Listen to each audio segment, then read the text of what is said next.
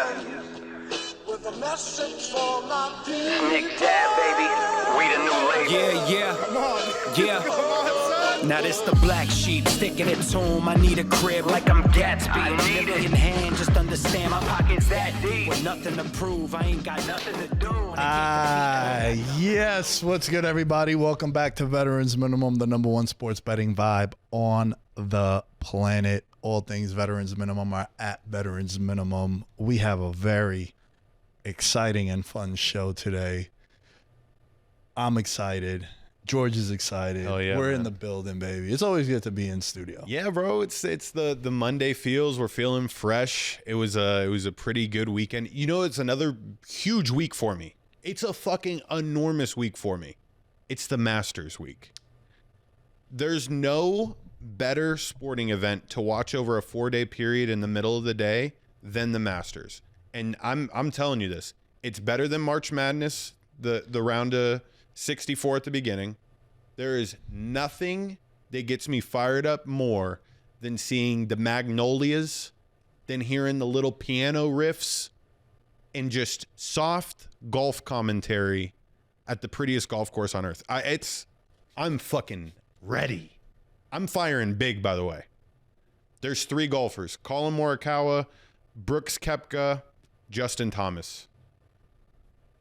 50-50-50. Those are the odds? No, they're like 22-1, 30-1. They're in a grouping together. They will be there on Sunday. Their names will be at the top of the leaderboard. I will be riding some big money for sure. Tell me the names again.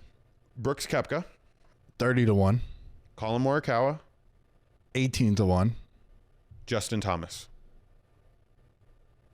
Might have to scroll through. 22-1. Yeah. 50-50-50. And then I already put in Max Homa's.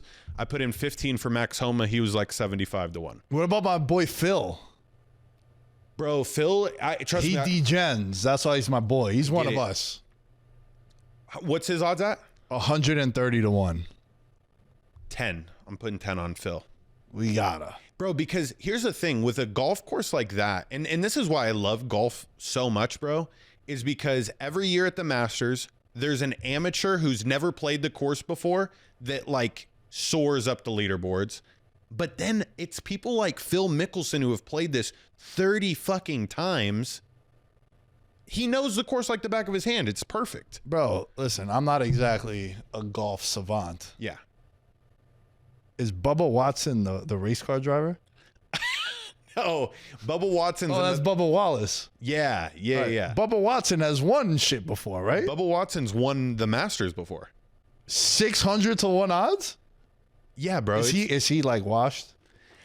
Yeah, but then again, if you are going to compete at the Masters, and bro, all these golfers, you got to think like the skill gap difference is so fucking minuscule. All it takes is you to get good weather and just to be on your game that day. His odds can cut in half after day one if he's in the top 20. They would probably more than cut in half. He would probably be like 50-1 if he was in the top 10 after day one. But I don't know. There is injury shit that plays into it. If you're 600-1, you're not fucking touching the top 20. That's for sure. Yeah. You should definitely fire off on just a couple of names. Phil, I think, is one we could ride together on. Yeah, we gotta. Yeah, All right. yeah. Lefty. I'm gonna put it on your account. I'll send you money. Let's go. $10. Perfect. All right. Big shout out to Boomer. Bill Lutz is the winner of our bracket. Congratulations. Shout out to Florida. We had a total of 1, 2, 3, 4, 5, 6, 7 people pick Florida. And Boomer won it with 1,550 points. Congrats. By the end of this week, I'll send over the money, whether it's Zelle, PayPal, Venmo. You reach out to us some way, somehow, and we'll get you paid. Speaking of the tournament, it's kind of crazy Duke wasn't in the final. The number one team I was terrified about. Live odds, when they were up 67-61, you could have got Houston at 22-1 odds to win that game. Right. 35-1 odds to win the national championship. They ended up not winning it, but, you know, we've made dumber decisions. I want to talk more so the approach I want to have for this conversation is I feel like it's such a bad loss for Duke. It's going to be something that Cooper Flagg is going to have to address the rest of his life.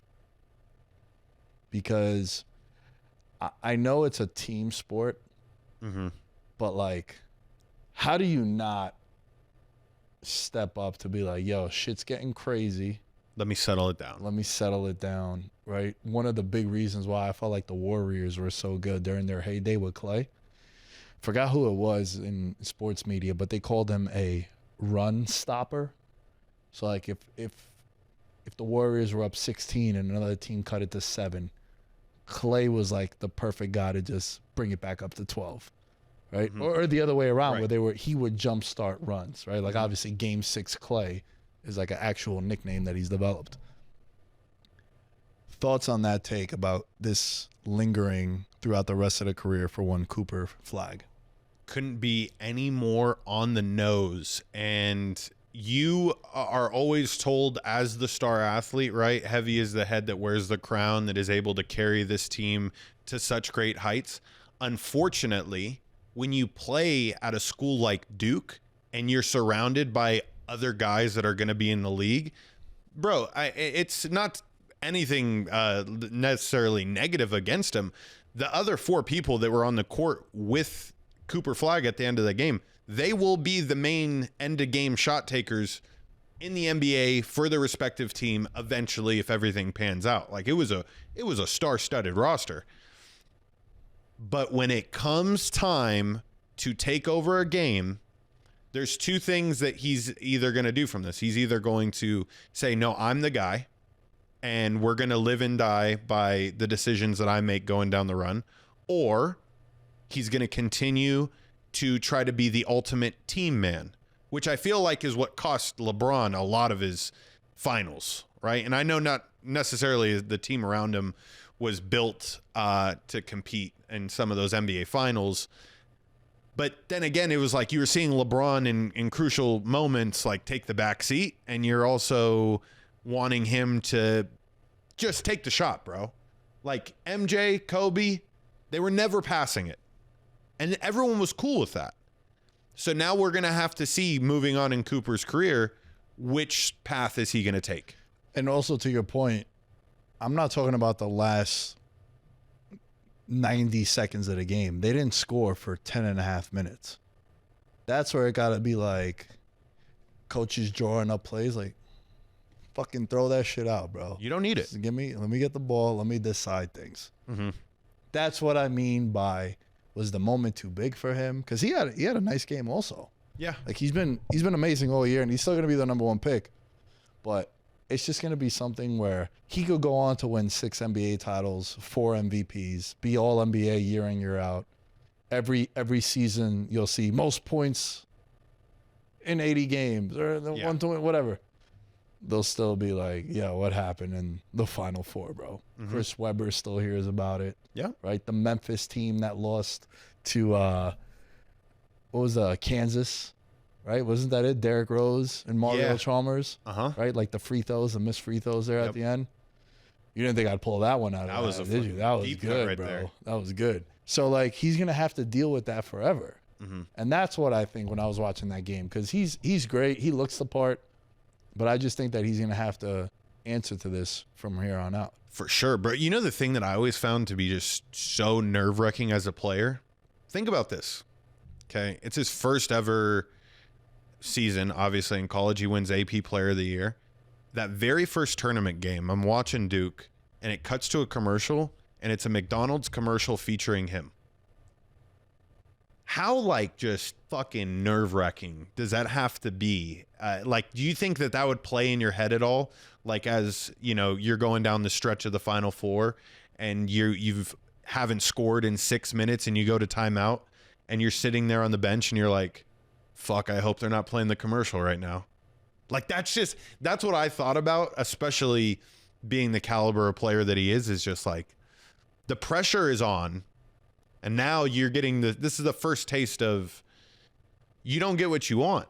you know? And probably in his entire career, he's probably never had to go through Adversity, the type of adversity that, you know, he faced. No, but I has think faced for the past couple of days. But I think it's a good thing though, because he's gonna come out of this one of two ways: better for it, or it's gonna just hinder him from here on out. I don't think it's gonna hinder him. I also, as I'm saying this, he's 18 years old, and I think oftentimes we forget how young these dudes are. Yeah, It's crazy, bro. It's crazy. I've never seen an 18-year-old do some of the things that this dude was doing. He'd like fucking, like on a drive, like took the ball over his head and yammed it over two people in the middle of the lane. Yeah, It's crazy. I mean, yeah, from an athleticism standpoint, for sure. And he's also a white dude, right? Like, let's not be naive. He's, you know, we're having a good run. The white guys in 2025, we're spearheading it. Yep. I'm taking all the credit. Correct. We're taking all the credit. It's another reason why you haven't seen this too often. Yeah. So he's 18. One thing I always say, sometimes when we're critical of players, I think the age is really important to remember. Bro, I was a nightmare at 18. I was a nightmare at 22. I was a nightmare at 26. Kind of a nightmare until like 28. Being fully transparent. Mm-hmm. I hate when we have these conversations, and I get it because of sports media and hell, like we're having the conversation because it's a very big topic right now. But it's important to remember these guys that get drafted, they're 18, 19, 20 years old. Bro, he's going to be 19 in December. So he's a fucking child, bro. Yeah. So when we have these conversations, it's just important to remember that, yeah, he's still going to develop. He's still got things to work on. Yeah. But as a whole, not just him, he's going to be the fall guy because he's the biggest name. For he's sure. the number one pick. All-time choke job. Not scoring a point in 10 and a half minutes. When you've fully dominated the game up until that point. Like, I thought after watching the first 10 minutes of that ball game that this was going to be a runaway. And they did. They blew it up to like a 15-point lead early. And I was like, it's GG's. You can't keep up. But yeah, so were you going to lead into what are some of the biggest choke jobs in sports history? Yeah, look, this is recency bias, and obviously this is why this conversation is coming up. But, you know, it's not often that you have these kind of like meltdowns where it leads you to have these kind of conversations. It's one of the reasons why, I know you recently just posted about it too, but I love the World Cup final in 2022 because I hyped it up to everyone, whether on the show or in private, in my personal life, guys that are not soccer fans, and I was telling them, like, bro, Mbappe and Messi, Argentina, France, it's the right two teams. Like, fucking 2 billion people are going to watch this game. It's going to be epic. And it lived up to the moment. And we don't have this happen often. Off the top of your head, what would you say is the most recent, like, choke job that you could remember? The Super Bowl between the Patriots and the Falcons. That was the one that came to mind too. Immediately, I was like, yeah, that's the one. So I put a list together, and I would love for you guys to chime in and let us know what you think or which ones we missed on. Not in any particular order.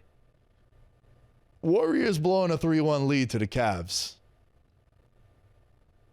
And here's the thing, that one, series are tougher, right? So, like, I think when you look in terms of, like, the game, that's just, it's crazier that it happens in the game. A series is, like, almost a little more believable, is what I was trying to get at. Like, because there's time in between and, like, the tension builds and the choke job gets even more profound. So even though a series choke job it's super memorable, and I think the Warriors, and then you could even put the Red Sox, Yankees. That's another one that I have ALCS. listed as well in 04. So I think those hurt the most, but to get a choke job in a game, that's tough to come by. I have a couple games. One is obviously the Falcons-Patriots. Yep. Like, that's definitely up there. One close to home for me, I was at that game and I left early to beat traffic, the Eagles and Giants. The punt return. Yeah. Deshaun Jackson. Oh my gosh, where he ran out the time. He ran along the edge of the end zone. That dodge on the punt. I remember that. In Giants lore, it happened to the Eagles. Shout out to Isaiah in the back.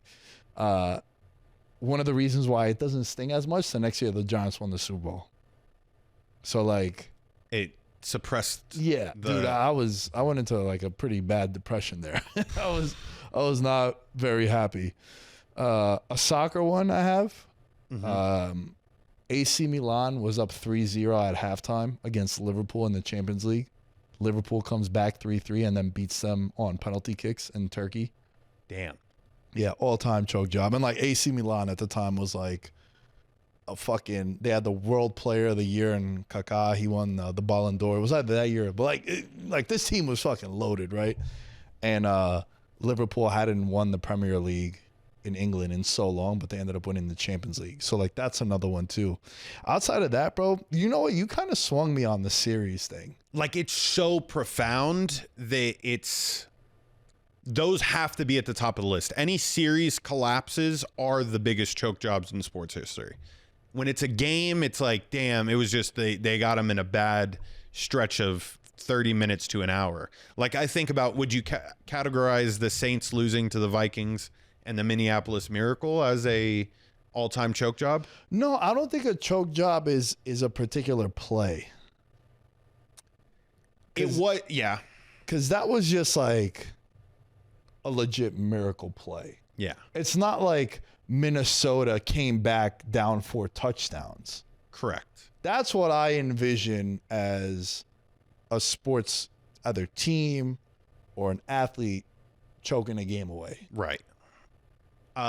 Okay, I have one that fits the Masters since I started off the show. The biggest choke job in sports history or in golf history happened at the Masters. 2012, Rory McIlroy was up 4 strokes going into the final round, which if you're up by 4. All right, give me, let's do this. Okay. Ready? Give me a NFL scenario of what that would be equated to. It would be like we're heading into the 4th quarter and you're up 25 points. Whoa, yeah. So it's like at that point, it's a 4-possession game in football terms. But I mean, yeah, bro, like, damn, beating somebody in golf or gaining strokes on somebody in golf is literally like flipping the possession or flipping the tides in football. Scoring, stopping, scoring, same principle. So anyways, he's up 4 strokes heading into the final round. And then, believe it or not, Bubba Watson, the person, that's the Masters that he wins. Let's go. He comes back. Rory shot an 80 in the final round. That's 8 over par, which pros rarely shoot over par. 8 over par is like, bro has never been the same since. Talk about a guy who let that moment get to him. Every single tournament that you see Rory McIlroy in, they will mention what happened in 2012. Yeah. And he really has not been the same since. Wow. Yeah. Damn, 25 points in the 4th quarter. Yeah. Sheesh. Yeah, that's a crazy one. Let us know what you guys think about this, because I'm going to start moving forward with that, bro. Like, in a series and in a game is completely different. For sure. Yeah. Nah, that's a hell of a point, man. Let us know what you guys think about the choke jobs and which ones did we miss out on. I want to talk some hockey. Interesting. Yeah. Over the weekend, Alexander Ovechkin, who I would say not outgrown the sport by any means, but I feel like he's been mentioned in rap songs. He's kind of like a cultural icon for hockey. Mm-hmm. Again, it's hockey. It don't get as much as the limelight and the attention, but right. Bro, I remember like mad people that don't fuck with hockey at all. They know Crosby. They know Ovechkin. Obviously, they know Gretzky, right? Just like the name, right? Mm-hmm. Like, dude, you're not a soccer guy. You know who Messi and Ronaldo are. For sure. Right. Like, they're just synonymous with the sport. So he breaks the all-time goal record. 895 goals happened against the Islanders. Wayne Gretzky was there. Wayne Gretzky, the great one. And we're not talking about The Rock. We're talking about Wayne Gretzky. He broke his record. And it got me thinking, bro. And again, I'm a very casual hockey fan. I like the Rangers. I love playoff hockey, like across the board. Especially when I lived in New York, it was dope. Like, you'd have a Calgary-Vancouver playoff game, and it's a Tuesday night. You're like, ah, fuck it, there's something on TV. So, casual is being too kind. Less than that. Gretzky embracing him, even the lead up to this, embracing him after the moment happens, it got me thinking about like NBA guys don't do that. NBA guys from yesteryear, they like find a way to nitpick. If this was like even with LeBron, right? Like, oh, the technology and the nutrition is different. We used to fly in coach planes and all that. Right. And I asked my friend Dylan, who's like a hockey savant, I was like, bro, I don't want to talk out of my ass, but it seems like hockey guys don't downplay current players the way NBA guys do. And he put in all caps 4 texts in a row. Never. Never, never, never, never. Different culture. Do you feel that way? Did you see all this stuff going on? I did see all this stuff, and just so I'm clear, because I'm not remembering correctly. When LeBron broke the scoring record, wasn't Kareem there to embrace him? Like, I do think that in that exact situation, because I think this, your point that you're making is 100% accurate. I'm not taking that away from it. I just feel like I remember when LeBron broke the scoring record, there was like a moment. I could be wrong. I'm looking it up, but continue. Got you. So to really hammer home the fact that hockey players respect the fucking grind that it takes to play in the NHL. I don't necessarily think NBA players respect the grind the way that they do. And so one of the biggest points of contention for me is, bro, these guys on TNT, you got Chuck, Ernie doesn't really say much, but you got Kenny the Jet Smith and Shaq all bad-mouthing these guys every single night for clicks. And I think, Nick, we are being bamboozled. I think at the TV show level, they're shitting on them. But behind closed doors, it's like, hey, you know I get paid for this shit, right? Like, you know, we're all kosher. I could be wrong, but I just think it could be that smoke and mirrors with TV and you know, hyping it up to make it so that, you know, you get re-up for another contract. Where in hockey is completely content with being number 4. They are fine. They don't want to be 3. They actually would not mind if they were 5 and you put the UFC above them. So I think that humility attached with the sport and all its players, it kind of sets it apart from every other sport. Kind of, golfers are the same way. It's rare that you see golfers shitting on one another. It's just not necessary. There's a decorum. There's a level of respect that I think in the NBA it's kind of lost. Yeah, no, you bring up a good point about like it being TV antics versus like genuine, real feelings. Because that's what we have to take from it. Like, but then again, I'm not following like hockey guys to know if this is the same thing that the broadcasters are doing.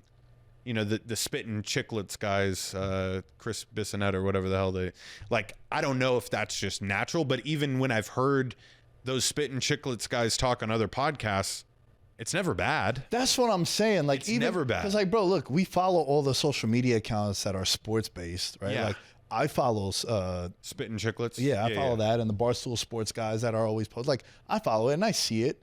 I never get that vibe from them. Yeah. And that's why I asked you this question. Yeah. And look, I looked it up. Kareem was there. We also got a thumbs up from the guys, Jory and Isaiah in the studio, saying that Kareem was there. You're a body language guy. The clap was like, fuck. That's like the vibe that I got. But I don't know, man. Like Gretzky just being there, and he was excited for him. You know, it was something that like it just jumped out to me as I was watching. Because again, look, we do sound a little ignorant because we're not like knee deep in the fucking hockey scene. But just as sports fans, I don't feel like you get that. In the NFL, you don't really get that either. In the NFL, it's like, oh yeah, these guys are bigger, faster, stronger than us. Just, you know, it's just a. And look, we've said this before. 20 years from now, there'll be guys that are bigger, faster, stronger than the guys that are playing now. And of course, you have your anomalies, right? You have your Giannis, right? Like when LeBron said that Giannis would score 250 points in his Pat McAfee interview. It's like, yeah, Giannis is a 6'10" point guard. Yeah. You think fucking Bob Cousy could stay in front of him for fucking 48 minutes? Sorry, I know he's a Celtic and you're wearing green. Yeah. But well, that's what I'm I saying. get you. And I just feel like with the hockey guys, it was something that, because when the goal happened, everything stopped and every outlet was showing it, and it was dope because it was on like a Sunday afternoon, and just watching, I was like, damn, bro, it don't feel like these guys hate on the current product like the NBA guys. yeah. And you know, the NBA playoffs and the NHL playoffs, they start at the same time, and I mean, last year I was watching more NHL playoffs than I did NBA playoffs. You know what, Nick? And this goes to like the way the sport's evolved, right? Like, think about when Gretzky played, you didn't need to wear helmets. Like, it was the epitome of tough dude hockey. And now the game has gotten a little safer, right? Everyone's got to wear the helmets and the visor, I believe. Maybe not the visor. And the game has kind of, in a way, gotten softer, like, or at least can be perceived as softer.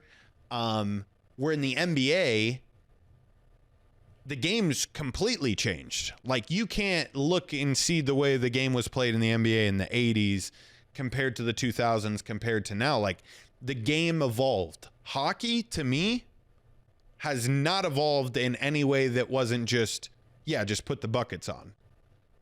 But then again, we're not fucking knee deep into the hockey world to know all the X's and O's and if teams are shooting differently or whatever.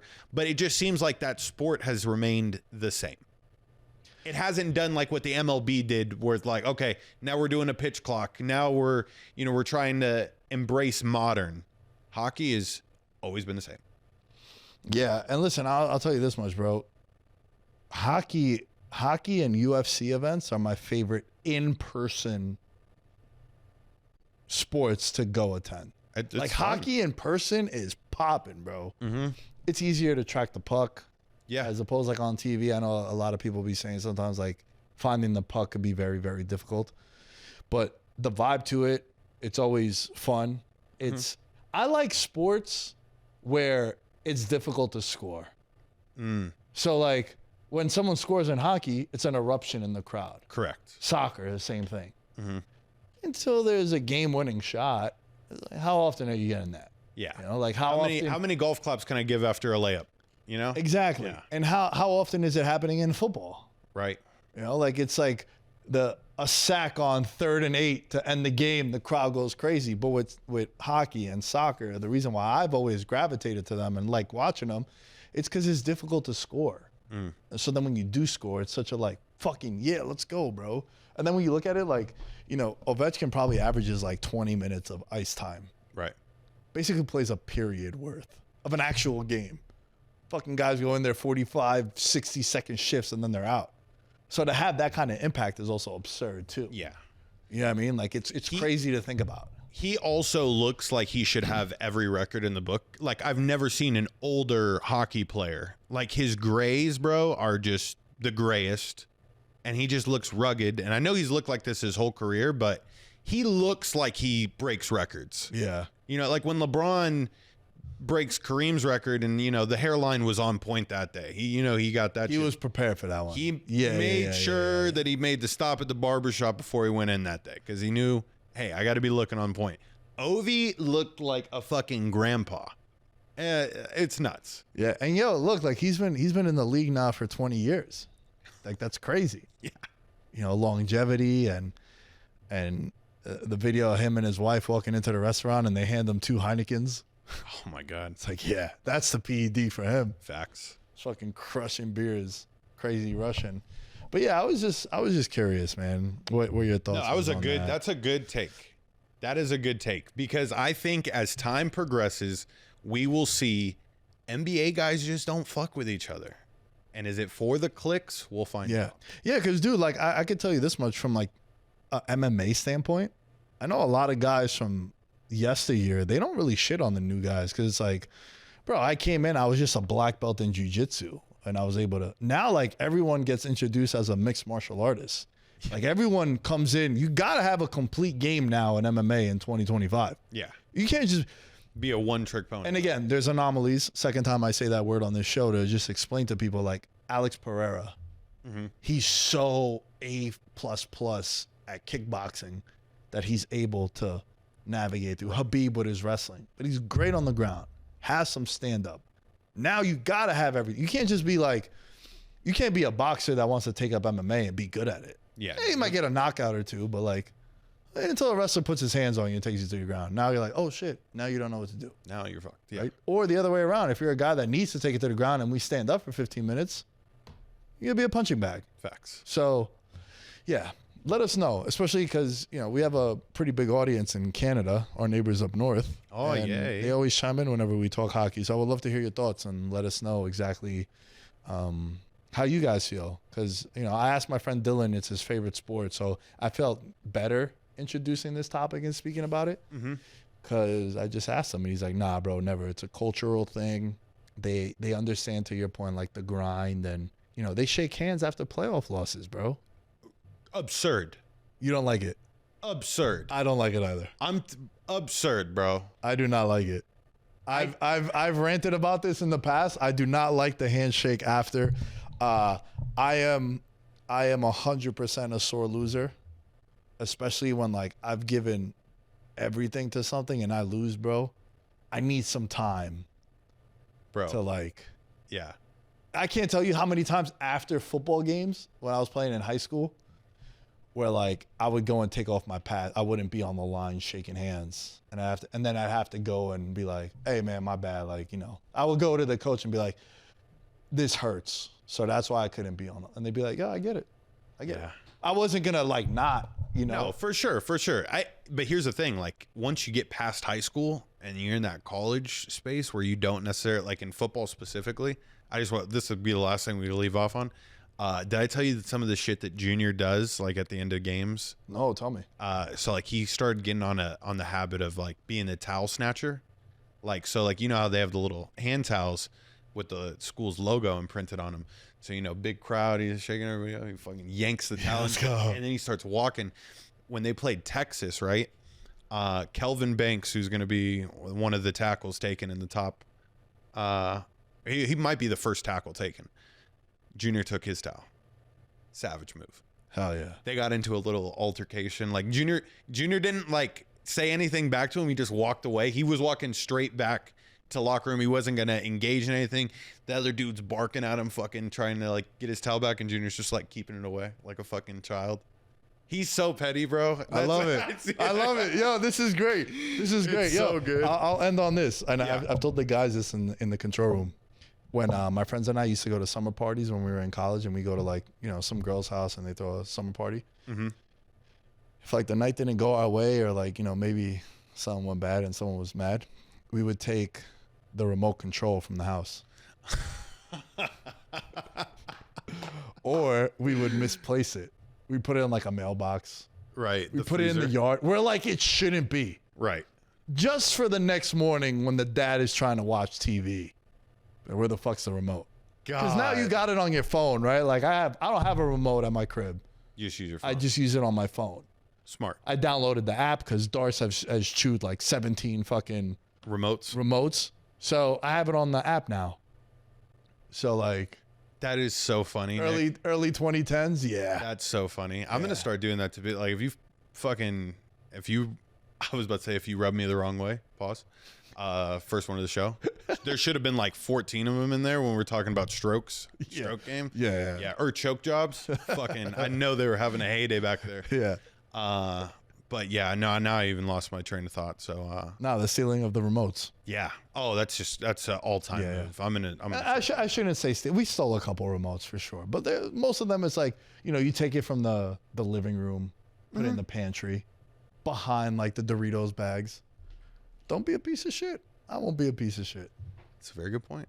Let's go to Patreon. Yep.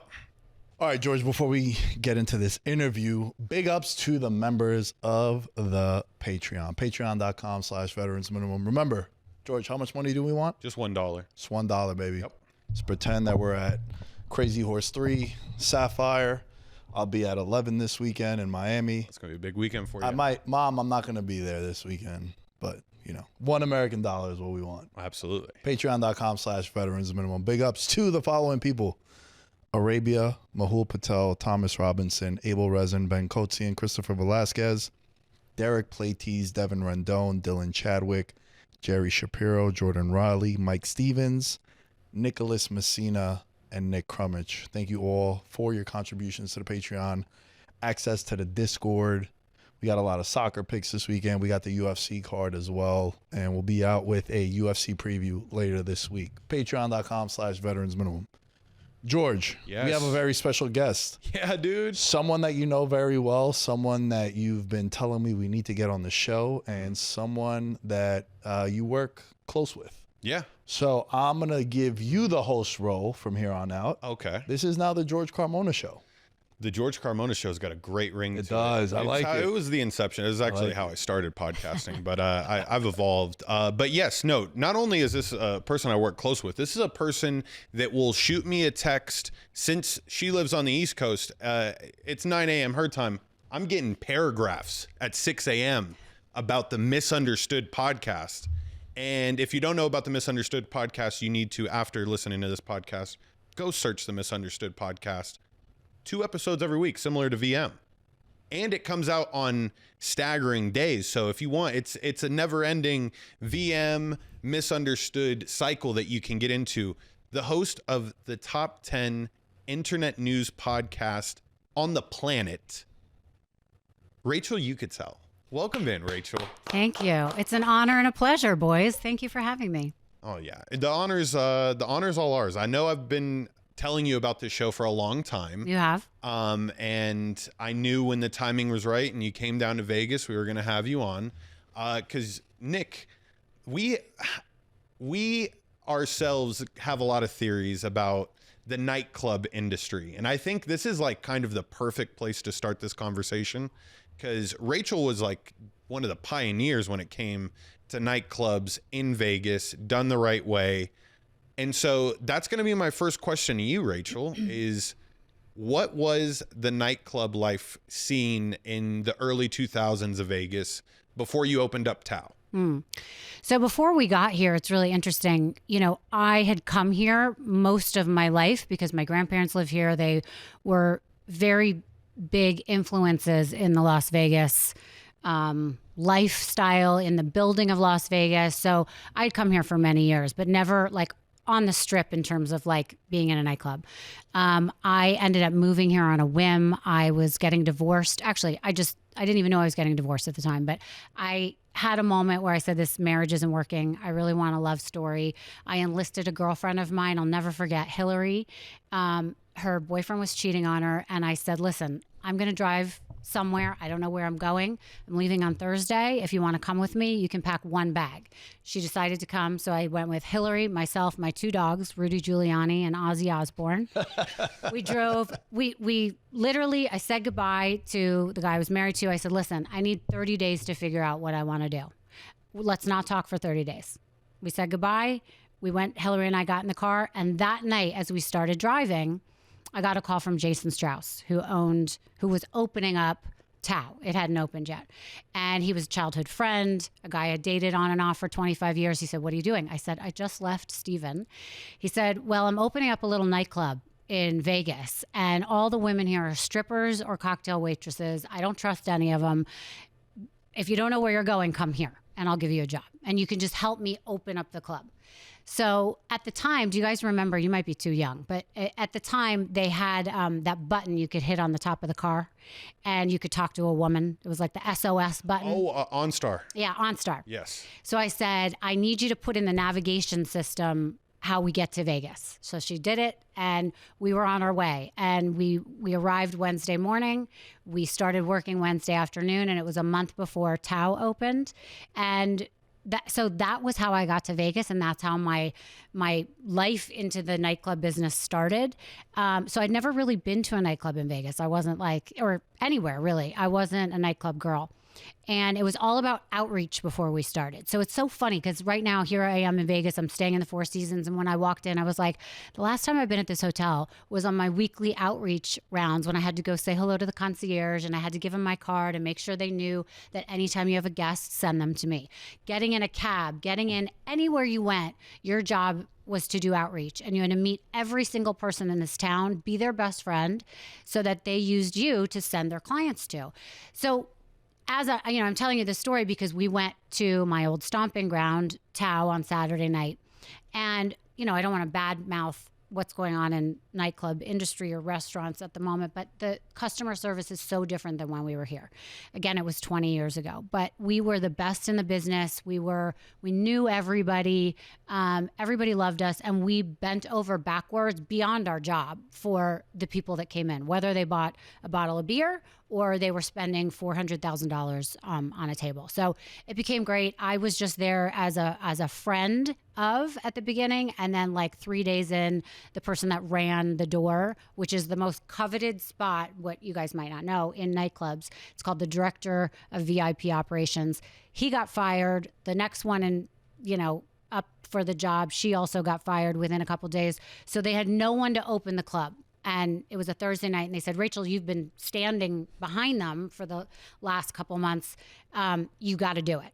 So my background, I had come from working at Bloomberg News, and I had produced live shows all the time. So I was like, oh, I got this. I know what I'm supposed to do because I've been standing over them, making sure they're not lying or cheating or stealing money. And I'm so great on the fly with people and knowing how to move different parts and knowing, in my head how to handle things. And I guess I was so good that they decided not to hire anybody, and they hired me. And all of a sudden, this girl from New York, or from Anchorage, Alaska, from, by way of New York City, all of a sudden became the director of VIP operations at Tao Nightclub, which was the number one. It was the newest nightclub, but then became the number one nightclub in the world. So it was really fun to be a part of it. But to answer your question in a long-winded way, back then, customer service was the number one thing. It was so different. And then my job, which I'm sure you want to talk to me more about, was dealing with the celebrities, meaning celebrities that we all know, but also the people that were spending the most money in the club. So that was my job. Yeah, a couple things. We're from New York. Manhattan. Okay. Now the dog being Rudy Giuliani. I'm from Queens. Yeah. So for me now, I understand why your dog was named that. Yeah, Yeah. Totally makes sense. It's funny that you mentioned the thing about the nightclub, because recently my birthday was last month, and George fell asleep, so he didn't come out. Oh, for my obviously. birthday. What a great friend. It was he from is. all my texts that I give him. Yeah. I was All right, worn so, out. so Really? so that's who we're blaming. She's responsible. Okay. He was actually Not kind me. because I start texting him at 6 a.m. my time, 3 a.m. his time. And I'm like, George. That's why he was tired. My Yes. bad. Yeah, okay. I'll give you a pass, even though it still hurts. Rach, thanks. So I went out to dinner. Dinner was amazing. I had a bunch of my friends from back home, and then a bunch of my friends out here. Went out to dinner, and then we went to a nightclub. And I've never been a nightclub guy.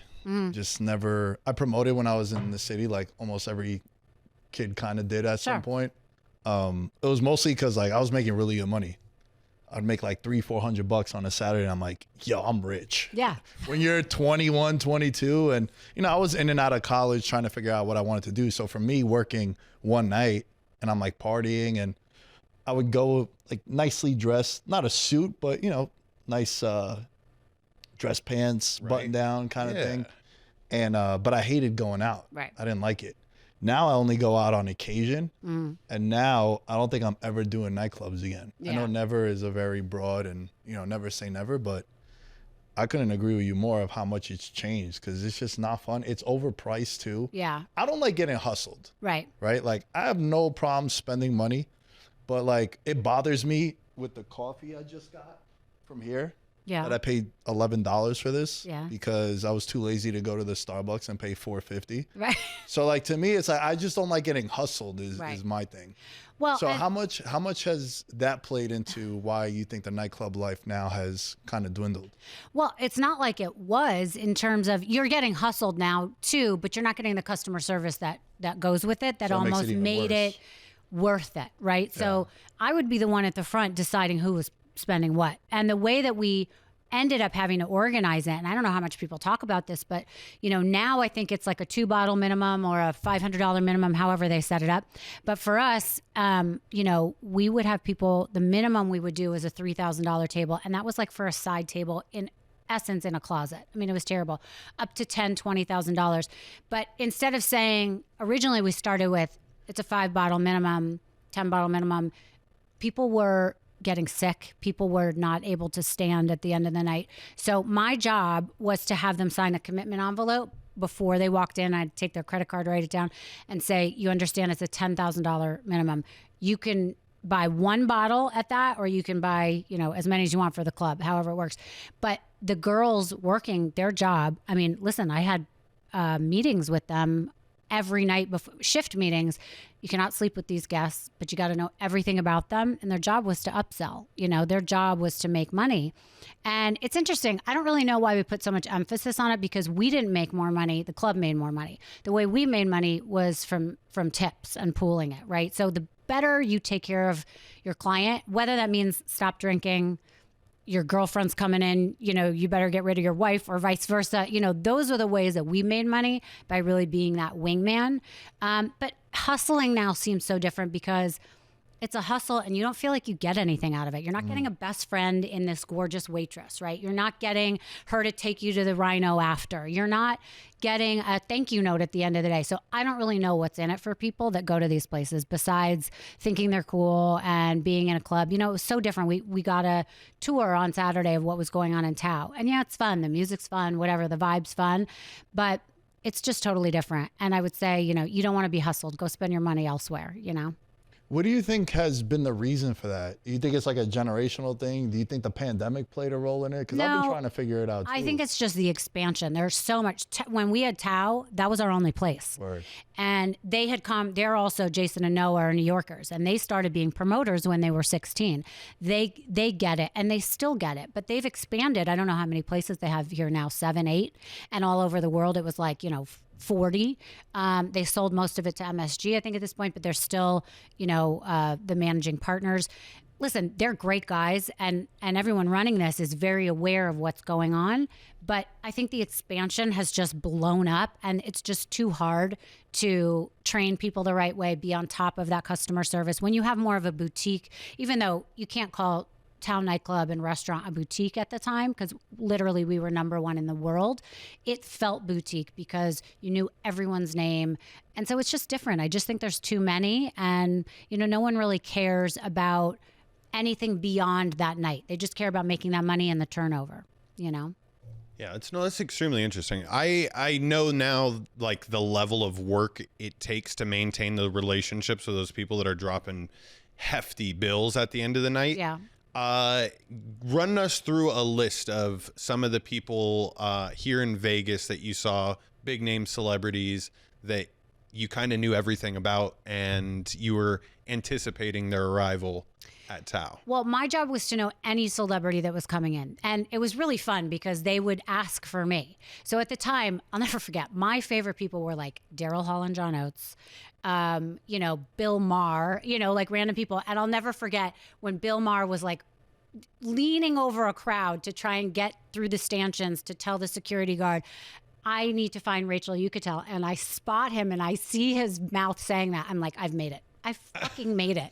That Bill Maher is asking for me. Or like when Journey came in and they were like, where's Rachel? I'm like, I'm fucking right here, dudes. Let's go. And we go upstairs and the DJ sees, I text the DJ, they're coming in, we're going up, we're going to table 50, which is like the owner's box. And they start playing, Don't Stop Believing. And they're all singing it to me. And I'm like, these are amazing things that happen, right? But, who didn't come that didn't ask for me? It was like anyone from Madonna to, any sports person, so literally everyone. The guy who came in the most frequently from Vegas was Floyd Mayweather. And he was so fun because he wasn't a drinker. I still don't think he's a drinker. And, I didn't follow his career. I didn't know much about him. All I knew is I would get a radio call when he was showing up. Floyd's on his way up, and, I had 10 male hosts, 2 female hosts. They would all be standing behind me. As soon as he came up that escalator, we saw their party coming, and he always was like at least 10 deep. He was the guy who gave us the most cash. He would come to my host stand, Rach, and honestly, you could say what you want about Floyd. Like, I know sometimes he gets a lot of bad rap about stuff, whatever. Came right to me, always put $1,000 in cash down on my host stand. And by the way, I never took money from people because I thought it looked terrible because we pooled it anyway. So I was like, nope, don't give it to me, give it to them. And he'd be just throwing money to everyone. Here. And he knew all the host names. We all cared about him. We wanted to make sure he was good. He would demand that I went upstairs with him. So I would go and I would just hang out with him. He didn't talk to anyone but me. He wanted to make sure all his friends were having fun.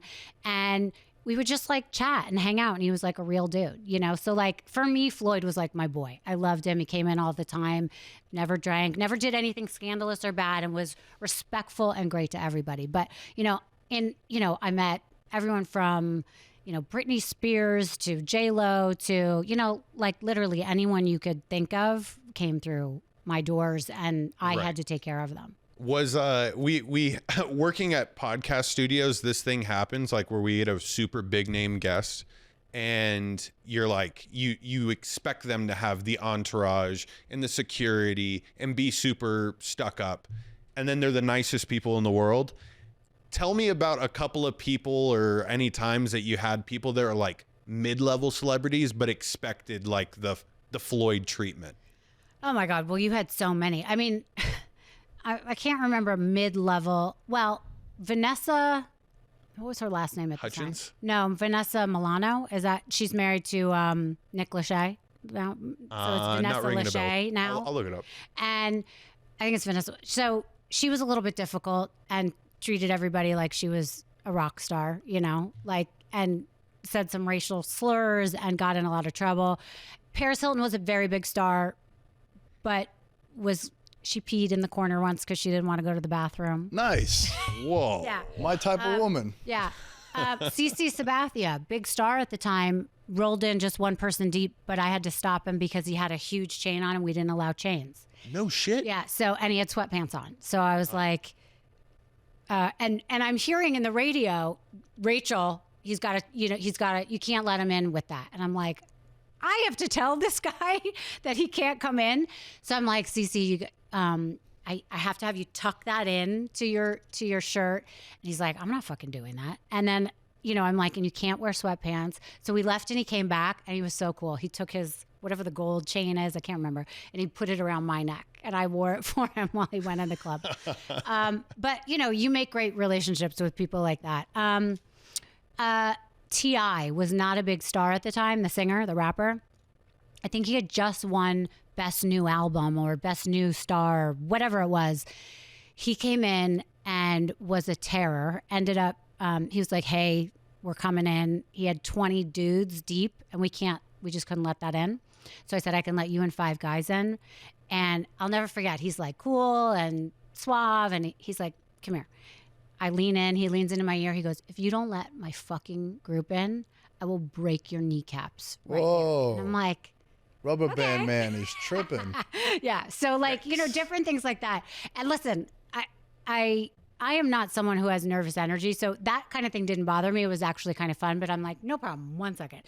I'm like, I'm going to need security down here. And I don't call for security ever. So they came down in like 20 big dudes deep, lifted me over their shoulder, closed those stanchions in front of it was a Kuan Yin that was right there. And like, guns were drawn. It was a whole thing. I think T.I. got arrested. It was like they found guns on them. It was a whole scene. But anyway, so I got to be around all sorts of fun things. But T.I.'s a big star now. Back then he wasn't. So. Woof. I love that you asked that question because, I've been now at the studio for about 2.5 years. So I've met people from like John Mayer to Mike Tyson, Stephen A. Smith. We've had Snoop Dogg in here, 50 Cent. So like the list goes on. And just in my experience, the bigger the name, the cooler they are. Yeah, the more humble. It's the people that are like George and I, with like... Are the terrors? Yeah, but do you know who I am? Yeah, like you have water. Yeah, you have a podcast and you have like 20, 50,000 followers, and they come in here like, why aren't the blinds down? And how come I don't have water at my desk? And got to play the role and be polite and politically correct, which I always am. In the back of my mind, I'm like, man, how is it that this person comes in Yeah. and they're like A+ lister, Yeah. and they're chill as shit, and then you have these fucking losers coming in here. Yeah. And you're like, no, what but the fuck? I you know, can't- Tom Brady came in a lot. He was friends with the owners, and he would only come in with his 5 best friends from high school, and they were awesome dudes, and they were so cool, so chill. Same thing with Derek Jeter. He would just bring in a small group of people. I got very close with him. He taught me a lot about being humble. One of the most humble guys you'll ever meet was Derek. So, you know, there are all sorts of people. And also, I think he's in jail now, but Suge Knight, super humble. I was stuck in an elevator with him for about 40 minutes. Just him and I, nicest guy you'll ever meet. I mean, maybe not to a lot of people, but to me he was. Definitely not to a lot of And people. it's funny because I had my IFB in my ear thing, and people are like, "Don't bring up Tupac." You know, like making sure that I didn't say something dumb, you know, because I knew that he was associated with Tupac. I couldn't remember if they were friends, not friends. And everyone knows that Tupac's like my favorite singer besides Hall & Oates. So they were reminding me, like, don't talk about it. So anyway, but yeah, you meet some really interesting people along the way. And you are right. The bigger the person, for the most part, the more humble they are. Nice. I mean, you brought up the captain. One of my questions was, did you ever go on a date with Derek Jeter? And what, you know, you said he was humble and everything. Walk us through the night, because we've read the articles that, you know, Jeter would fancy sending gift baskets to his girlfriends and everything afterwards. So fill us in. I don't know about what he did with other women, but I did date Derek Jeter for a while. And he did not give me a gift basket. He did give me some of his clothes to go home in because, you know, I wasn't appropriately dressed maybe when I got there or something, you know, like coming from a nightclub. I met Derek, I guess it was in Vegas. He came to our club. I was dating the owner of a club. We were just friends. Ran into him again in Cabo. And we were always just buddies. When I moved to New York to run the clubs in New York, we ran into each other there, I guess. And I can't really remember the details, but we did start dating when I was there. And I dated him on and off for maybe 6 months. I don't know. Been to his house a zillion times, you know, met a lot of different people through him. And again, one of the most humble people. And, you know, the first time I realized that about him, I was sitting on his couch with him, just him and I, and a commercial came on. And it's been a long time. I believe it was a Honda commercial, but you guys can correct me if I'm wrong. I think Honda sponsored him when he was playing. I'm not sure. This really ugly orange van kind of was in the commercial with him. And he was like, "Oh, I drive this to the stadium." And I look at him and I'm like, how could you say that? There's no way you drive that. And he just really calmly, he's like, "I do drive that to the stadium because the best thing that you could ever be is humble," or whatever. Like, I don't need to show off. And he was always cool as a cucumber, always super nice. And I loved that about him. And he would come back from his games and we would watch his games. He was really into watching the highlights, and he really would get upset if it was a bad game or whatever. But yeah, so anyway, I dated him. Really nice guy. I never got a ball. I never got anything signed. Damn. I could have asked, because everyone that knew I was dating him was like, "Can I get something?" I think my ex-husband still has his shorts that I had at my house somehow. But anyway, no, great guy. Only good things to say about him. No, that's interesting. I grew up a Met fan, and I don't think there's another athlete I love and admire more than him that didn't play for one of my favorite teams. Oh yeah. Like, he was just like cool as shit, man. I want to name my son captain, and it's partially because of Derek Jeter. Aw. Like, it's not going to fly. Cameron's already told me captain is off the table. That's a better name for a dog, maybe. But my kid will be my dog. So Okay. like, you know, like DAWG. Oh, yes. But no, I had to get that because ChatGPT said that you guys, it wasn't sure if you guys had dated. So I'm glad we can clear up the rumor. Hopefully, Wow, the new ChatGPT should update their research memory. on you. Yeah. That's what I'm thinking too. Yeah. Well, I grew up a Mets fan too. So I could tell you, like, everyone on the 1986 Mets team. So when I got to interview Dwight Gooden, I was super excited to interview him for my show. And then, like, you know, I think we have Darryl Strawberry coming on soon. But I love the Mets too. I prefer the Mets. there's a rapper in New York. He's still around called French Montana. He came out with a mixtape or an album called the Coke Boys was like his group. Yeah. And my buddies went to Citi Field with a sign that said the original Coke Boys, and it was Daryl Strawberry, Dwight Gooden. They threw them out. Get it. They threw them out. But it was always like an iconic thing. He had this shirt and all that. Yeah. But the 86 team, man, is an iconic like moment in time. Like there's a 30 for 30 on them too. Oh yeah. It's really dope. How is it? So I'm always fascinated by like athletes and how they approach nightlife or just like the girls that are around them. Because I'm going to Miami this weekend, but I've been to Miami a bunch of times. I have some friends that work in the nightlife industry over there. I famously told a story where I went to Miami for a bachelor party and the Brooklyn Nets were in town. So my friends that worked at 11 were like, "Oh, are you guys in town because of the game?" I was like, "Nah, it's a March Nets Heat game. Both teams suck. None of them are in the playoffs." I was like, "Oh, it's my buddy's bachelor party." They're like, "Oh, the Nets just left the nightclub." It was like 7 a.m. Immediately hit my bookie back in New York. I'm like, "Yo, listen, I need some money on the Heat." They were an underdog at home. They end up beating the Nets by like 40 points. So I always hear these stories about how like the athletes act in the nightclubs. Any truth to that? Is there any like stories you could share, or you could keep it broad too, as far as like with mistresses, with just like playing and then having to go partying and then going out to play a game. And I know in Vegas at the time there were no sports teams, but LA is not too far away. No, and also I did a lot of nightclubs in New York City, which was different too. Okay, so yeah. So, and I would get calls, so and so is coming in from the Yankees, can you take care of him? And it was a young kid, and I wish I could remember his name. And I think I asked you or someone the other day if he had made it because I was curious. There are kids that would go out. I think the older guys, like, listen, when I dated Derek, he was playing, and at the time, there's no shot he would go out and be seen if he was playing within, 48 hours of his game. Just no shot. He would only be out off season.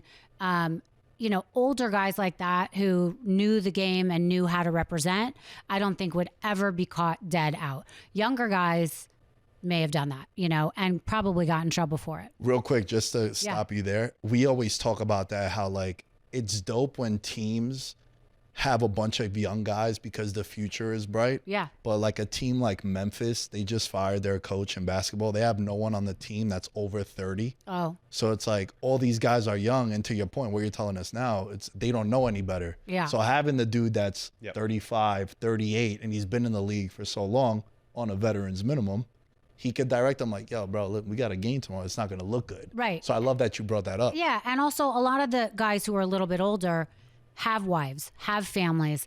Their mindset is a little bit different. I mean, it's the younger guys for the most part who are really affected by the money, by the women, by the attention.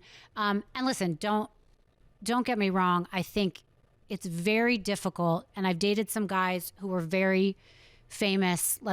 So I dated Brett Boone, who was a baseball player, a very good baseball player. I dated him after he retired, and he retired because of his alcoholism. He got in trouble way too much. A really great player, comes from a family of players, right?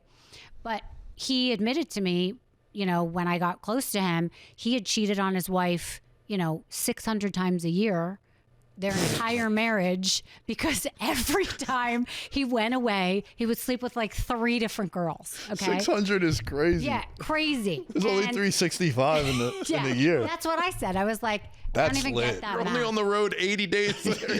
But he would go, he was talking about threesomes, and he was a sex addict, all these things. And I think that was obviously tough for a marriage, right? Right. So I will not say it's just the young guys. I think it's the older guys too. But I do think that the guys have been in it a longer time. They get that there's there's something about family that means more than all this. And I think once you're in it at the beginning, you're really affected by that attention. I mean, it's like reality stars. All of a sudden they become famous and they do all these crazy things because they get so much attention and they're not used to it. But there's also a lot of psyche that goes into like, listen, you're on a field, everyone's cheering your name. You are the biggest deal ever. You get off that field, your wife or your girlfriend or your mother is like, take the fucking trash out. I don't care who you think you are. And that starts to get to them. And I know so many athletes, former athletes, that when they're done, cannot get their lives together. They become alcoholics. They become depressed. They don't know what to do because they have no other skills. And they don't know how to associate. So they start to have, if they're married, they have affairs then. Because they want that attention still. Oh my God, you used to play for whoever. I'll fuck you. You don't even have to ask me my name. Like it's a terrible, unless you really set yourself up the right way as an athlete for what you're going to do after. I think it's really, really hard for these athletes to lose that identity because they have nothing else to grab onto. That, and also when the money stops coming in, Yeah. you know, you're making $30 million a year and then you're not, and you've built up this lifestyle. I see it too with athletes that come in here, and you're talking about some guys that have made like 200-300 million in their career entirety, and then, you know, they get into their 40s and they're broke. Yeah. And I can't, we talk about this all the time. One of my biggest pet peeves on social media is when people tell you that, like, if you make $150,000 a year, you're a piece of shit and like you can't live off that. And to me, it's wild. Like, I was making $400 a week working at a coffee truck with my dad. If I was to tell my dad the money that I'm making now is not enough, he'd fly to Vegas and fuck me up. He'd be like, yo, are you crazy? Like, your perspective is so jaded. Your perspective is different. And that's what I think happens to a lot of the athletes too. Yeah. They just spend it on way too much. And also I think they spend it on people, right? They're helping their parents, they're helping their friends, they're making these investments, they're doing things. I don't know, you know, unless you're really surrounded by the right money managers, I think they have a really hard time because they also can't see beyond these short amount of years when they're making this kind of money. So yeah, it does sound crazy when people are like, oh, I made all this money and now I'm broke. And people are like, yeah, whatever. That's the truth. First of all, half of it goes to taxes, then it goes to your agent, then it's like your wife, you know, your parents, your whatever, and they're buying these extravagant homes and they're living so extravagantly, you know, that's where they get into trouble for sure. Yeah, no, I would imagine it's a fucking slippery slope afterwards. I always tell little bro, I'm like, hey, we're gonna have to make sure that we manage everything correctly because I mean the stories are too common. And also just to, my fault, George, but no, you're good, just bro. because I was really looking forward to this part of the conversation because I also see it where, like, I have a friend of mine in Miami who I kind of grew up with. So I just turned 34. She's 29 now. Mm-hmm. We've known each other like a decade, and and I feel like a lot of girls that are in the nightclub industry, especially here out in Vegas, I see it all the time, where, like, again, that word jaded, they're not, the money that they're around and have access to is so insane that, like, someone like me and George, we just can't compete with that. And, like, I have this girl that I'm talking about, some dude that plays in the NBA right now, a big name, wired her like $25,000 to go on vacation with her girlfriends. He didn't even go with them. And then she's telling me that it's hard for her to find a man. I'm like, bro, of course. How can I compete with that? Right. When you said about the athletes and the money, how much of that you think goes into, like, the shenanigans of women? And oh, 100%. Listen, I remember the words coming out of my mouth. How will I ever date a mere mortal again? Like, you get treated in a different way. Money thrown at you, trips. You know, I was going on yachts to, you know, Monte Carlo and like everywhere, everything paid for. You know, it is a lifestyle for sure. Definitely doesn't last forever. And listen, as a woman, people go through you very quickly too. Someone's always younger, more beautiful, more exciting. If you have an opinion or you're smart, you're not really valued, you know, in that industry of, you know, these women that hang out with the sports guys. Listen, for me, it was a great position to be in because if you didn't know me or have my cell phone number, you were not getting treated well at the club. And then at this point I was running like 7 different places. So all the people wanted to be my friend and they all wanted me because they knew I would hook them up with, not as a madam, but I would introduce them to whatever women they wanted. bring them to, a strip club, take care of them, make sure they got home at night. So I was the wingman. So I found as a woman, like for women that are listening, the best place to be in is to be the wingman and the friend, not to be sleeping with anyone, because you get thrown out in a second. So your girlfriend, your friend that you're talking about, who's persuaded to like be in this, in these positions where she gets this, these fun things to do, she's not going to be the wife. I mean, this might be fun for her, and how could she date a man? Well, if love was valuable to her, or if security was valuable to her, she would change her mind, and as she gets older, it will. I have a friend who lives in Miami who's 49 and goes from guy to guy, and offer to offer of like, hey, come with me to Dubai, I'll pay you this. Somebody pays her rent, someone else flies her somewhere else, and she thinks that's a great life. Well, at some point, people are going to stop offering that to her, and she's not going to be that interesting anymore when she's not the life of the party. So, I think that it affects women for sure. I've heard plenty of conversations with younger guys now that are like, oh, even girls in their 20s only want these sugar daddies who are going to pay for shit. I can't compete. Yes, you can compete, because at the end of the day, that stability doesn't really exist. And those girls are probably not the girls you want to be with anyway, quite frankly, because they do put too much emphasis on what bag they're carrying, and those girls kind of suck. Like, you want to find, and even the athletes are like, I want to find a girl that knows who I am, gets me, loves me, not the girl that wants $25,000 to go on a trip. Not that there's anything wrong with her or that, but the other girls with some soul to them are the ones that are going to end up with those guys, No, for sure. And we have this conversation too. I'm like, yo, sometimes it's nice to just look. Yeah. Like there's so many girls, especially in Vegas, I look at, I'm like, damn, she's beautiful. Right. And then I just keep going about my day. I'll go to my Starbucks or go lift or whatever, just because I see that, or I know of them, and that's like what they're into. Right. So to me, it's like, or that she might be beautiful, but she's going to cost a lot of money, and she's probably not going to be good for you. You know what I mean? So it'll I don't know your dating status, but it'll happen when you find that mixture of like someone who really cares about you, whether you're good or you're bad, whether you're having a great year or a bad year, and she could be hot too. Just find the right one. Rachel, we definitely need your assistance. I mean, Nick's going on a good deal of time here in Vegas where we need to like lock him in with a lady. Rachel's great at matchmaking, I'm like a and matchmaker. Wait, so you don't have a girlfriend? No. Okay. No girlfriend, no baby mom, no crazy ex. I haven't had a girlfriend since high school. Okay. But see, I would think that girls fall all over you. You got the show. You got a lot of things going for you. You're handsome. So what's the problem? I'm going to clip that. That's what I'm saying. So that's what I'm saying. That's the first part of what she can do for you. She gasses you up. You post it on the clip. Maybe it's a pin post for a while. Just ladies know. Yeah. The ladies know that you did this for me.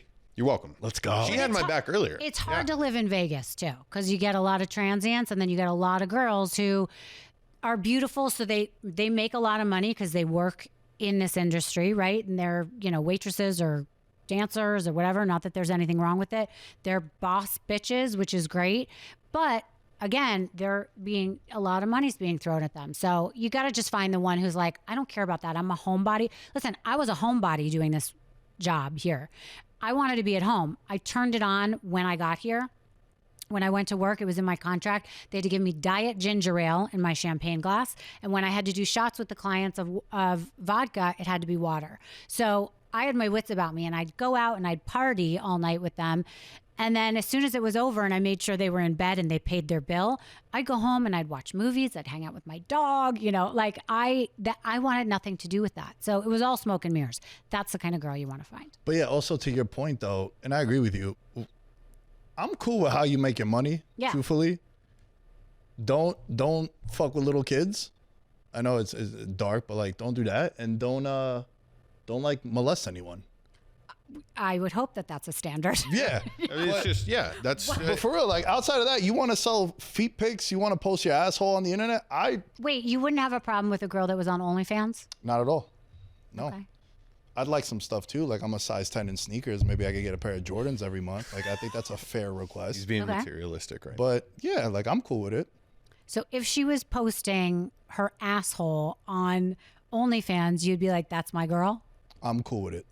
Okay. Yeah. As long as it's bringing in the money. If she's getting railed out, I'd be like, hey man, maybe we could like not do that, but I know a lot of girls that post like the bikini pictures that get taken Well, down. bikini pictures is one thing, but like if she was having sex, we Oh, interviewed. nah, that is not Okay. like I'm not into that like weirdo. Another Yeah. thing I've noticed in Vegas, a lot of dudes are into that, like they're having their girlfriend like get fuck other- railed like, by cuck somebody. shit. Yeah. Yeah, nah, We interviewed somebody. What was that girl's name who was making $7 million a year, and her boyfriend ran the whole. Bryce Adams. Bryce Adams. Her boyfriend runs the entire thing that goes on OnlyFans. They live in a home, and she fucks everyone in the home. So let me ask you. Wait, not good with you? No, she can't fuck someone. All right, as long as we You know. as a woman, Yeah. if you're in her role, do you respect the boyfriend? Like, would you respect your boyfriend if you were in that situation? It's hard for me to be in that role because I'm not fucking 10 people and having my boyfriend And what tape it. and what I tell people, I'm like, yo, the girl don't respect you, bro. Yeah. Well, It's like the same thing I tell some of my friends. They're like, they'll wear like feminist as fuck shirts and hats, and I'm like, the girl's not gonna sleep with you. right. Like that's not. Yeah. The pandering and being an ally, like that shit is corny, bro. They don't respect you as a man. Yeah. Well, I mean, I'm from a different world. I Sure. just think there should be an us, like two people. I'm not having threesomes. I think it opens the door to too many crazy problems. You know, I don't believe in all that stuff. So no, I wouldn't be doing that. And I would not have any respect for my boyfriend if he let me do it. Exactly. I would like to do that test sometimes on people. I test like, you know, if somebody was going to offer me $1 million to sleep with them tonight, would you let me, you know, what was that movie? Like Honeymoon in Vegas or whatever it is. Or the one with What Demi Happens? Moore Yeah. where she sleeps with the guy for $1 million and then it ruins their whole relationship. You know, I think if you ask any woman that needs the money or the couple needs the money, I think it's a real question. Would you do it? But in my experience and personal opinion, and not experience from doing it, but experience from knowing men and women so much in the nightclub industry, all that stuff ruins relationships, even if you think it won't. So the money at the end of the day would never matter to me. This is an example of me not even needing studies to verify the information to just know that that would be the answer. Right. You know, like you ever see these 100%. studies where they're like, studies show that someone that makes $300,000 a year is happy. It's like, yeah, no shit. I didn't need 90,000 people to get surveyed. Right. You know what I mean? Like obviously, if I'm dating a girl and she's just getting banged out by different dudes, and I'm the one running and recording and all that shit, like she's not gonna respect me. Right. It's just a funny situation, That's what I'm bro. saying. I like this. This combo is very insightful. Yeah, I think it's well, important. and it is because I think it goes to show if you are a respectable woman and you find a good man, you can get what's on your left hand right now, which is congratulations Thank on you. the engagement. Got myself Look at that. engaged Oh, yeah. here. Nick, Jesus Yeah. Christ. Leveled Also, up. the other thing, and I want you to speak on that too. It's I never like having these conversations as just two guys. Yeah.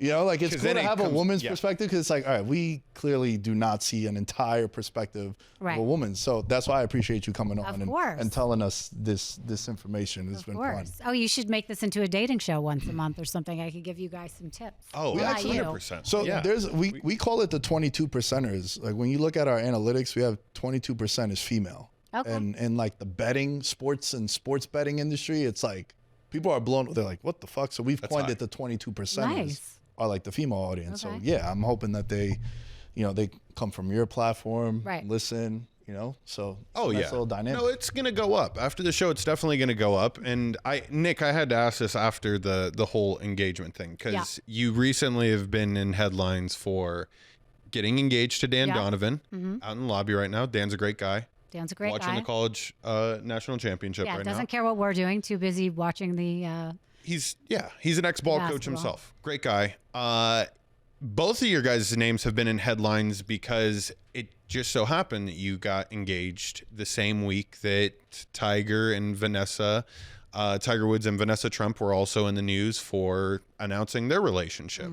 And people in the tabloids were talking about how on the Vanessa Trump and Tiger post, all the comments were like very, oh my gosh, are you afraid for your life type of situation? And underneath Dan and Rachel's comments, it was congratulations. So happy you were able to find Right. a great guy like Dan. And it was very positive. It was two polar opposites. Yeah.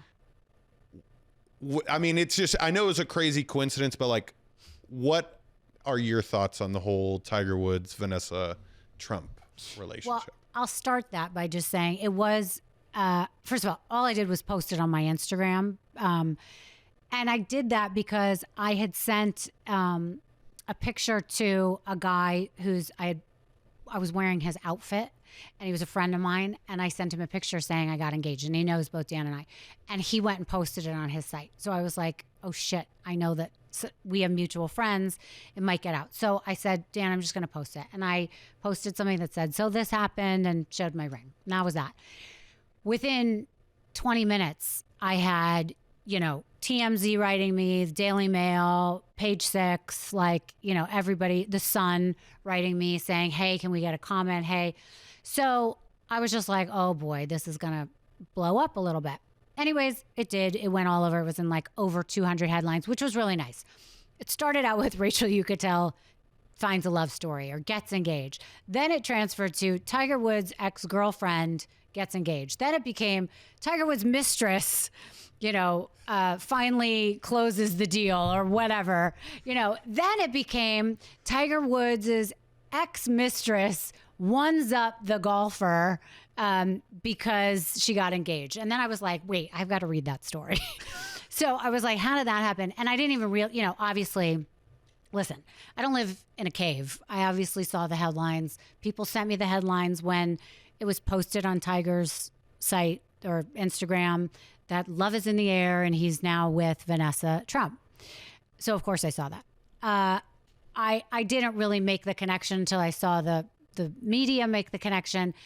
And the connection they were saying was that under his announcement, it was like, Tiger, blink twice if you need help. Yeah. It didn't seem like a post that would be written by him. And for me, very nice. And I so appreciate it. But people were like, you finally deserve a love story. This is really exciting. So my thoughts on the Tiger Woods post was, if you want my honest opinion, my initial thought, as everyone, was there's no way he wrote this. I just thought that seemed unlike the Tiger Woods that the public knows would never write something like this. And I had been contacted a couple weeks before that by someone in Page Six and said, hey, I heard a rumor about who Tiger's new girlfriend is. Do you want to comment on that? And I didn't ask them who it was. I was like, of course I don't want to comment on that. When that came out, I can't tell you how many times I got a phone call. Do you want to comment on Tiger Woods getting engaged? And announcing that he's in a relationship. And I was like, absolutely not. But when I get engaged, are you going to call Tiger and ask him if he has a comment? So it was very funny because when TMZ wrote me after I announced it, he goes, can you give me any details? And yes, I'll call Tiger and ask for a comment. It was very cute, touche, right? Listen, if he's dating her, I think that's great. I hope that they're happy. I think that's a little bit of an interesting road to go down in announcing it, because now you've either got to shut up and put up because you've got the president of the United States that's the grandfather of her kids. So I can't see that ending in a good way, I don't know how that's going to go down. I don't know. That's juicy. Yeah, I think it's a little strange. Her kids go to my kids' school. So, and I had someone on the show just yesterday that knows them very well. And I was like, do you think that Donald Trump wants to have Tiger as a ex-son-in-law, I guess it is, or I don't even know what that connection would be. And of course he does. And he spent a lot more time. And obviously Donald Trump loves anything celebrity driven and would think that that's fun. Do I think Tiger would want that? And I'm not talking from someone who knows him. I'm saying from anyone that knows anything about him. I think that's a stretch, right? For him to want to get into that. Him posting that, there must have been some reason. And if that means they're going the distance, I think, listen, two sides of me. Will that last? No. Will it go the distance because of who she's related to? Yeah. Because I don't know how that's going to break up in a easy way. Yeah. After you announce that. Yeah. Oh, it's very true. So my prediction is that they will either cohabitate and it'll be a long-term thing, or they will get engaged, because I don't see a way out of that. Yeah. So that's my prediction. That's intimidating as shit. I've been smiling and laughing this whole time because nothing drives me crazier than announcement posts. Yeah. And I want some privacy now. It's like, bro, if you just didn't say anything, no one would know. I had no idea this was happening. I don't think he wrote it. Right? I mean, it definitely wasn't written by him. He would never talk that way. I think, but listen, maybe those are their sentiments. Maybe he's a different person. Yeah. Who knows? Maybe he's madly in love with her for the first time ever. Yeah. He's found love. God bless him. I wish him the best of luck. I have to read the caption word for word because it's crazy. Love is in the air and life is better with you by my side. We look forward to our journey through life together. At this time, we would appreciate privacy for all those close to our hearts. You know what's funny about that? What? When I posted about me and Dan, I actually thought about writing that exact same. Oh my God, Rachel, should have, come yo. on. That would have been the Love is petty. in the I would have done that. That was the top I level thought petty. that would have been so funny. I bet I would have gotten a call from his lawyer within 30 seconds being like, take that shit down. You're breaking every rule possible, you fucking bitch. So I was like, oh, I don't want to get in trouble for Oh, that. I 100% would have, like, even if like the girl I was with wasn't even named Vanessa, I would copy and paste the whole thing in there and just be like, yo, listen, we're just going to make some fucking headlines. That whole privacy thing is, I'll never not laugh at it. And I posted something a while back. I was like, yo, I hope I never get to a point where like I got to make a breakup announcement. Right. Those are corny too. Right. I fucking hate those. Right. We love each other so much. We wish each other the best. We'd like privacy. now. Privacy. They fucking hate each other. They hate each other Yeah. and they don't want They're privacy. They wishing want that you to other know. person gets hit by a bus tomorrow. I mean, let's be honest. Enough with this craziness. You got anything else for Rachel? Rach. This was great. Yeah. This was awesome. I really enjoyed the conversation. I let George lead. A lot of my questions were just like thoughts in my mind that I've had. And I like getting like authentic responses is the way that like interviews work for me. Yeah. I do have some homework, from talking with George about you, but this was great. So I appreciate your time and thank you for coming on. I appreciate you guys having me on. So thanks. You're the best boss. You're the best boss I could have. Oh, Thank you. You're the best employee. I love you dearly. Yeah. Love you too. Thank you. Okay. I'm not your boss, right? No, bro. I mean, I like to keep Okay, cool. we're cool. Like, I don't want to make things weird. I'm just now. messing with you. Mr. Day is sorry. I didn't mean to interrupt like that. You can conclude now. Oh, that just felt so weird even hearing. I know. That's why. Yeah, you're not my boss. Hey, I all call her things. Mrs. Uchitel. There you go. Yeah. Class. You're a class act. That's what I try to do. All things Veterans Minimum are at Veterans Minimum. Make sure you like, review, subscribe, share your content, share our content, I should say, to your audience. At Nick Day is Tenders. You can find me. George, where can they find you? At Mr. George Carmona is where you can find me. Rachel, plug away. You can find me at Rachel Uchitel NYC. Is that Yep. Yep. And Misunderstood with Rachel is my Instagram. And please listen to us on Misunderstood with Rachel Uchitel anywhere you get your podcasts. We have really good variety show type guests. So any celebrity that's ever been reduced to a headline and on a mission to change their narrative, or any topic that needs to be reconsidered. It's the greatest. Peace. I'm a gold medalist, bronze like your medal is. So many deer in headlights, but it's bedtime. Hear that supper bell, main course be the venison. Dab. Most dangerous game. Either kill or be killed.